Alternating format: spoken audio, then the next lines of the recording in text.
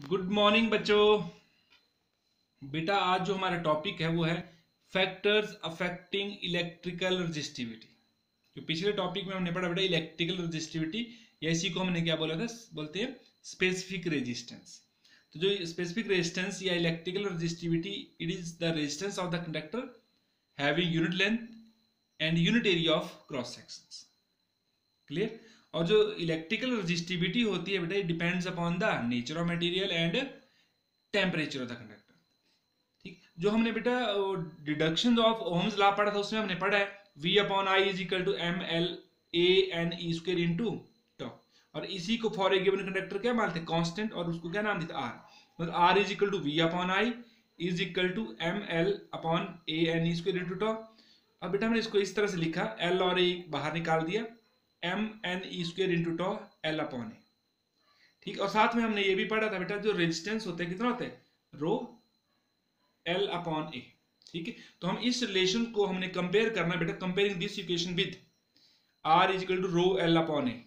देखो बेटा ये आर है, ये भी है रेजिस्टेंस एल ए, और मतलब ये क्वांटिटी है किसका काम करेगी बेटा, रेजिस्टिविटी का। तो कंपेयर करते रो किसके बराबर है, इसके बराबर है। तो therefore rho is equal to M N E square into tau. Tau मतलब relaxation time, E charge on the conductor electron, वो भी कौन, free electron, M mass on the of the electron, और N number density of the electron in a conductor. अब जो resistivity है it depends upon, देखो mass of electron तो fix होता है, उसको भूल जाओ। इलेक्ट्रॉन के ऊपर जो चार्ज होता है, basic unit of the charge, वो भी फिक्स होता है, उसको भूल जाओ। अब एन और ई टॉ, तो रो जो होता है किसके ऊपर, inversely proportional to number density of the electrons. और जो नंबर डेंसिटी होती है बेटा इलेक्ट्रॉन्स, जो free electron, number density of free electron in a conductor, वो किसके ऊपर डिपेंड करती है, नेचर ऑफ मटेरियल के ऊपर। हर मटेरियल का अपना अपना नेचर होता है, नंबर डेंसिटी हर मटेरियल के लिए अलग अलग होगी। कॉपर के लिए अलग होगी, सिल्वर के लिए अलग होगी, एल्यूमिनियम के लिए अलग अलग होगी, कोई और मेटल होगी तो उसके लिए अलग अलग नंबर डेंसिटीज होती है बेटा। ठीक है, तो जो रो है it depends upon the nature of material. Clear हो गया। एक तो एन का number density of the electron current volume, and it depends upon the nature of material. It means जो resistivity depends upon the nature of material. अब साथ में rho जो है it is also inversely proportional to tau. Tau मतलब relaxation time, average relaxation time that has elapsed since the electron has suffered last collision। अब बेटा जो ये जो रिलैक्सेशन टाइम है ये डिपेंड करता है टेम्परेचर के ऊपर। ठीक है, कैसे, अब मैं बाद में बताता हूँ। जब टेम्परेचर बढ़ेगा तो ये भी क्या होगा बेटा, चेंज होगा। इसके चेंज होने से रेजिस्टिविटी भी क्या होगी बेटा, चेंज होगी।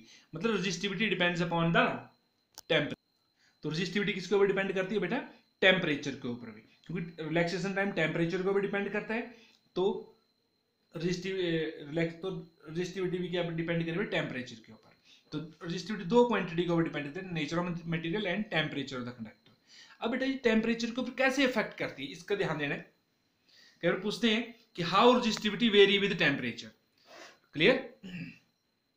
अब ध्यान दो, अगर जिस तरह से रेजिस्टिविटी वेरी करेगी उसी तरह से रेजिस्टेंस भी चेंज होगा बेटा। जैसे जैसे रेजिस्टिविटी टेम्परेचर के ऊपर, टेम्परेचर का इफेक्ट जैसा रेजिस्टिविटी के ऊपर होगा वही इफेक्ट रेजिस्टेंस, ये इफेक्ट नेचुरली क्या होगा, रेजिस्टेंस भी अफेक्ट होगा। ये बढ़ेगी तो रेजिस्टेंस भी इंक्रीज करेगा। तो देखो बेटा effect of temperature on resistivity of the conductor. ठीक है, टेम्परेचर का क्या इफेक्ट होगा रेजिस्टिविटी के ऊपर। देखो बेटा we know that m is equal to, अभी हम m upon n square into tau. ठीक है, फॉर गिवन कंडक्टर,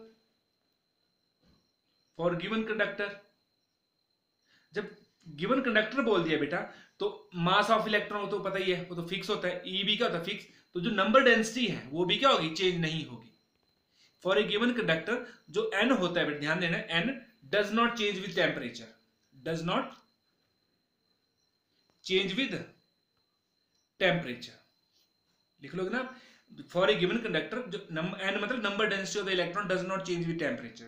टेम्परेचर बढ़ेगा चाहे घटेगा, जो नंबर डेंसिटी है किसी भी मटेरियल की वो फिक्स होती रहती है बेटा, वो चेंज नहीं होती है। हाँ मटेरियल टू मटेरियल वेरी करेगी, लेकिन जब एक बार कंडक्टर ले लिया तो उसके लिए जो नंबर डेंसिटी है इलेक्ट्रॉन्स की वो फिक्स हो जाती है बेटा, फ्री इलेक्ट्रॉन्स की। It does not change with temperature.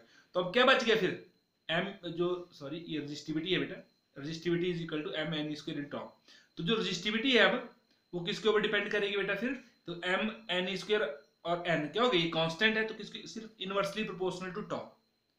अब टॉ बढ़ेगा तो रिलैक्सेशन टाइम घटेगा। अगर टॉप घटता है तो रिलैक्सेशन मतलब जो रजिस्टिविटी है वो क्या होगी बेटा, बढ़ेगी। तो अब देखते हैं क्या होता है बेटा। अब आपने सुनना है, जब बेटा टेम्परेचर बढ़ेगा तो ध्यान देने से इलेक्ट्रॉन्स होते हैं, एक तो उनकी जो थर्मल वेलोसिटी वो भी बढ़ेगी u, और साथ में जो एटम्स होते हैं बेटा, एटम्स और आयंस, वो भी उनका एम्पलीट्यूड ऑफ वाइब्रेशन भी क्या होगा बेटा, बढ़ जाए, वो ज्यादा एम्पलीट्यूड से वाइब्रेट करेंगे ऐसे, और इसकी स्पीड भी बढ़ जाएगी। तो जैसे पहले वो धीरे धीरे चलता, फिर यहाँ इसके साथ कोलाइड किया, फिर यहाँ से कोई इधर चला गया तो दूसरे एटम के साथ कोलाइड किया, तो अब इन दोनों कॉलिजन के बीच का जो टाइम होता है उसको क्या बोलते हैं, रिलैक्सेशन टाइम, और सभी का एवरेज को हम एवरेज निकालते हैं, एवरेज रिलैक्सेशन टाइम। अब जब इसकी स्पीड बढ़ जाएगी और ये भी ज्यादा एम्पलीट्यूड से वाइब्रेट करेगा, तो कॉलिजन टाइम क्या हो जाएगा बेटा, जल्दी स्पीड बढ़ गई तो कॉलिजन टाइम क्या हो जाएगा, घट जाएगा। और यहां से यहां तक एकदम से स्पीड बढ़ेगी और साथ में वाइब्रेट भी करेगा, तो क्या होगा बेटा, कॉलिजन तक का टाइम क्या होगा, घट जाएगा। तो मतलब रिलैक्सेशन टाइम क्या होगा, घट जाएगा। ठीक है, मतलब with increase in temperature atoms and ions vibrate with greater amplitude, and also the thermal speed of the electron increases, and therefore relaxation time between that successive collision decreases।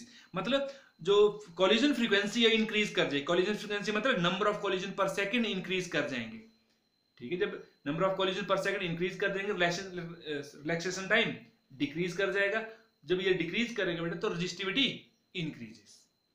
ठीक है, तो resistivity of the conductor increases with increase in temperature। पता लग गया how resistivity of the conductor vary with temperature, because for a given conductor and we know that rho is equal to इतना, for a given conductor n does not change with temperature, therefore rho is inversely proportional to tau।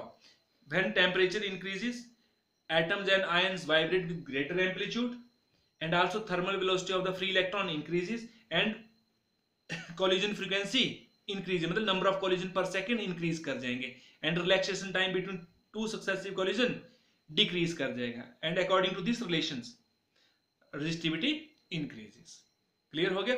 तो जब resistivity increase करेगी बेटा naturally क्या होगा, resistivity increase करेगी तो resistance भी इंक्रीज करेगा। क्लियर हो गया। तो resistance of the conductor also मतलब इंक्रीज करे विद इंक्रीज इन टेम्परेचर। वो तो रेजिस्टिविटी इंक्रीज करती है, उसी के इंक्रीज होने से रेजिस्टेंस भी इंक्रीज करता है।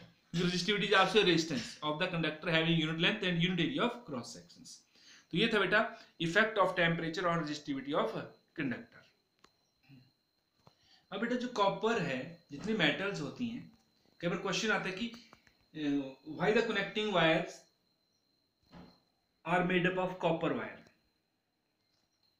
ये copper is used for making connecting wires.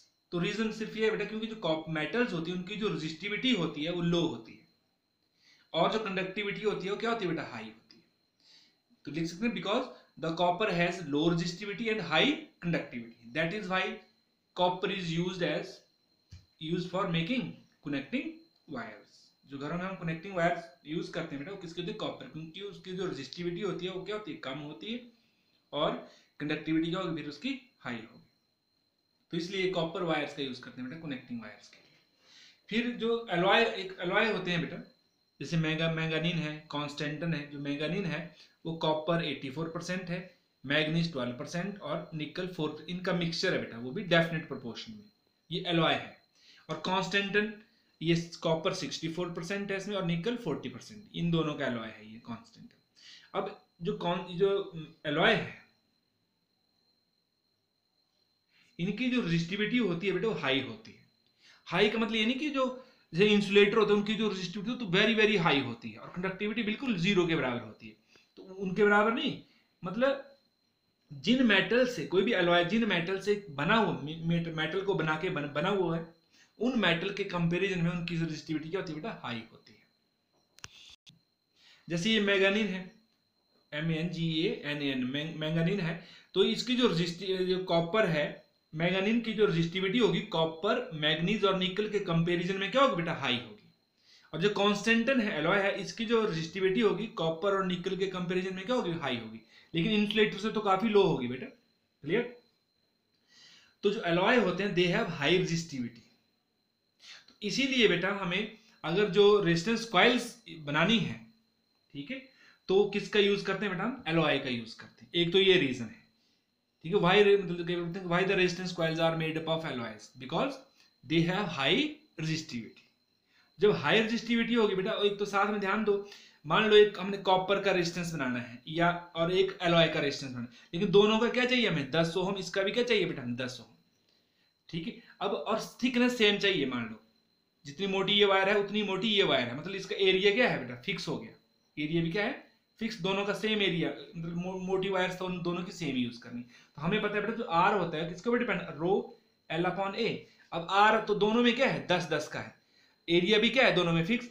अब ध्यान दो, जिसकी रेजिस्टिविटी हाई होगी तो लेंथ क्या चाहिए उसके लिए कम चाहिए, जिसकी रेजिस्टिविटी लो होगी तो लेंथ क्या यूज करनी पड़ेगी, ज्यादा यूज करनी पड़ेगी। कॉपर की रेजिस्टिविटी लो होती है तो एक गिवन रेजिस्टेंस और गिवन थिकनेस का रेजिस्टेंस बनाने के लिए उसकी लेंथ हमें ज्यादा यूज करनी पड़ेगी ताकि रेजिस्टेंस उसी के बराबर आ जाए।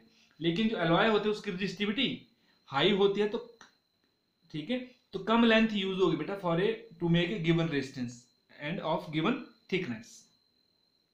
क्लियर हो गया? तो जो इलेक्ट्रिकल रेजिस्टिविटी होती है एलॉय की वो हाई होती है, that is why the small length is required for making a wire of is required, the small length of the wire is required for making what resistance coils, for making a given resistance and of for given thickness। Clear हो गया? तो ये था बेटा factors affecting the resistivity of conductors. Clear? Okay बेटा, thank you.